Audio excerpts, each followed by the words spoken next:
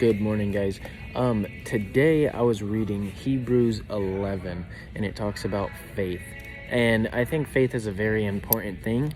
I don't think that specifically the Bible talks about all of these people with their faith, but when you read these stories and you see the details, you understand that they're going through something that you're able to go through. It's not something that is far and distant from you. It's about what you can do while you read these stories. It's about the stuff that you encounter in your life. It's not stuff that it's like, oh man, these are stories and these are fake stories about these people. It's a true story about yourself. So understanding that and having faith in that is how you'll fully be able to develop and intake all of the information that you're reading from the book. And that's the biggest part of the book, and that's why they say it's a living book. So we need to focus on how we can understand it fully and completely for ourselves rather than read it as someone else's story. So the entire universe was formed by God's command. Now, when God says he built us in his image, he talks about how the universe was nothing and then it was something. And if you think about it, that's kind of like our imagination. Every animal that has lived on this planet before us and after us has an environment that they live in. We create ours. We don't have a specific environment. We create ours and we make it for what it is.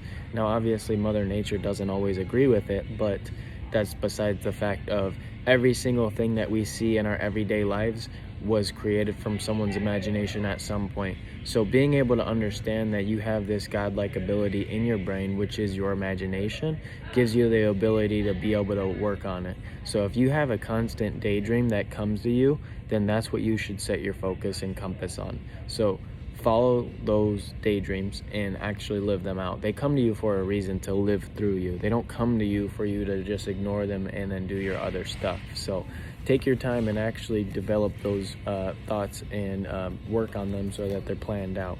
So God rewards us who truly seek him. Now, one thing about that I kind of question is, I get told a lot by some people, it's like maybe I'm wrong about the stuff that I'm thinking about or the stuff that I'm saying, but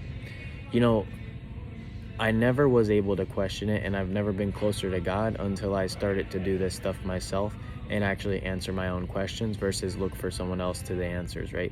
And I was unsettling when I did this stuff. So it does also talk about, by faith, people overthrew kingdoms, ruled with justice, and received what God had promised for them. They shut mouths of lions.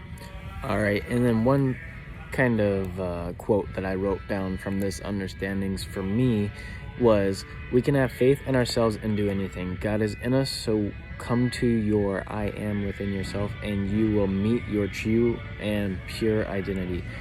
The Spirit is perfect, and the Spirit lives in you.